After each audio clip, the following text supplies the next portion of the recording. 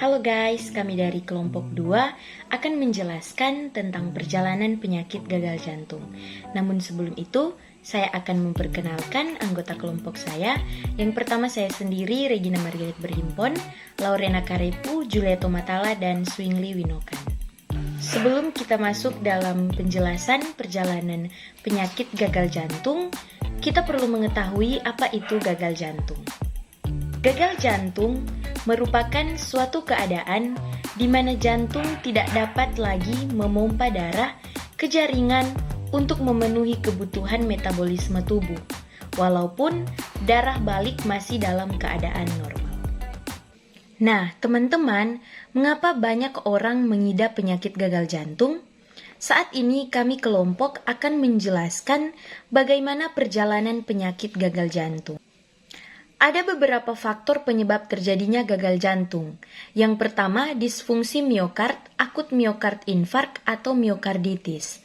Disfungsi miokard ini merupakan ketidakmampuan otot jantung untuk berkontraksi dengan sempurna, mengakibatkan penurunan kontraktilitas dan menyebabkan beban jantung meningkat, sehingga terjadinya atrofi serabut otot yang pada akhirnya menyebabkan gagal jantung. Kemudian akibat dari beban tekanan berlebihan akan terjadi peningkatan beban sistol yang dapat menurunkan kontraktilitas jantung sehingga akan muncul adanya hambatan pada pengosongan ventrikel yang otomatis akan mengurangi cardiac output dan menyebabkan peningkatan beban jantung sehingga terjadi atrofi serabut otot yang pada akhirnya akan menyebabkan gagal jantung. Yang berikut adalah beban sistolik berlebihan yang akan menyebabkan peningkatan preload di mana serat otot jantung memanjang atau meregang secara abnormal hingga terjadi peningkatan beban jantung yang dapat menyebabkan atrofi serabut otot dan pada akhirnya terjadilah gagal jantung. Dan kebutuhan metabolisme dan beban volume juga dapat menyebabkan gagal jantung. Penyakit jantung misalnya terjadinya stenosis katup atrioventrikel yang menyebabkan katup jantung menjadi kaku, menebal atau saling menempel sehingga tidak dapat terbuka dengan baik. Kondisi inilah yang akan membuat darah tidak dapat mengalir ke ruangan jantung atau pembuluh darah. Akibatnya otot jantung harus bekerja lebih keras untuk memompa darah. Jika terjadi secara terus-menerus, maka akan menyebabkan gagal jantung. Yang berikutnya adalah disebabkan oleh aterosklerosis koroner yang dapat menyebabkan gangguan aliran darah ke otot jantung karena adanya penumpukan plak yang kemudian mengakibatkan otot jantung tidak mampu untuk berkontraksi dengan sempurna atau bisa disebut dengan disfungsi miokardium yang pada akhirnya menyebabkan gagal jantung. Penyebab terakhir adalah hipertensi pulmonal yang dapat mengakibatkan beban jantung meningkat hingga terjadi atrofi serabut otot yang pada akhirnya menyebabkan gagal jantung. Nah, selanjutnya gagal jantung dapat menyebabkan masalah keperawatan penurunan curah jantung, di mana gagal jantung juga dapat menyebabkan gagal pompa ventrikel kiri.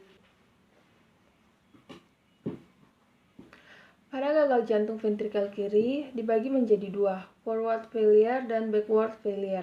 Nah, pada bagian forward failure ini juga dibagi atas 3 bagian. Yang pertama, forward failure mengakibatkan suplai darah ke jantung mengalami penurunan. Kemudian, suplai darah ke jantung ini akan mengakibatkan terjadinya metabolisme anaerob, sehingga terjadinya penimbunan asam laktat dan ATP. Pada akhirnya akan mengalami fatigue dan ditemukan masalah keperawatan intoleransi aktivitas.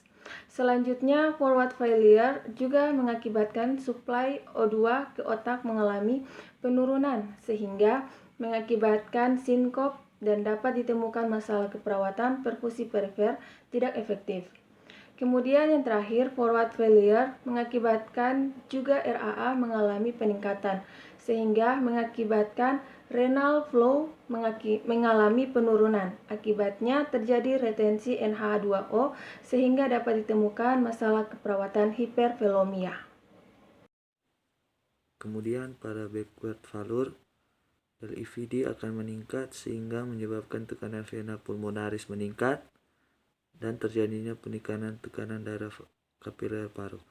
Peningkatan pada tekanan kapiler paru akan menyebabkan dua akibat. Yang pertama, edema paru, yang kemudian akan menyebabkan adanya suara napas tambahan yang disebut dengan bronki basah. Setelah itu akan muncul masalah keperawatan, gangguan pertukaran gas. Yang kedua, terjadinya peningkatan beban vertikal kanan sehingga dapat menyebabkan hipertrofi karena secara terus-menerus mempertahankan aliran darah supaya berfungsi dengan baik.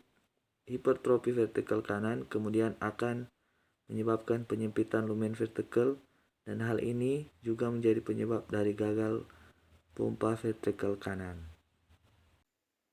Gagal jantung dapat menyebabkan terjadinya masalah keperawatan penurunan curah jantung. Gagal jantung juga dapat mengakibatkan gagal pompa ventrikel kanan yang menyebabkan tekanan diastolik meningkat, sehingga tekanan atrium kanan meningkat. Meningkatnya tekanan atrium kanan berdampak pada lien dan hepar.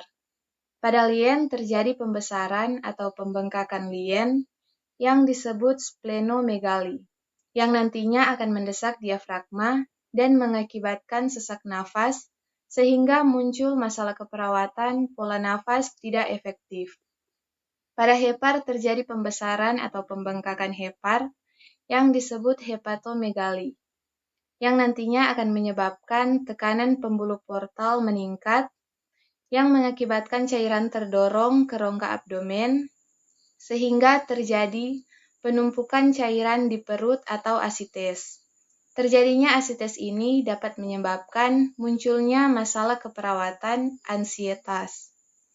Splenomegali dan hepatomegali dapat menyebabkan masalah keperawatan nyeri.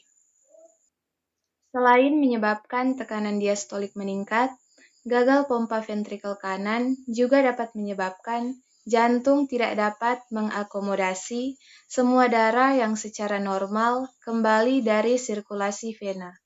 Hal ini dapat menyebabkan terjadinya pembesaran vena di abdomen yang mengakibatkan anoreksia dan mual, dan munculnya masalah keperawatan defisit nutrisi. Selain itu, terjadi juga retensi cairan pada ekstremitas bawah yang mengakibatkan pitting edema, sehingga muncul masalah keperawatan gangguan integritas kulit. Demikianlah penjelasan tentang perjalanan penyakit gagal jantung dari kelompok kami. Sekian dan terima kasih.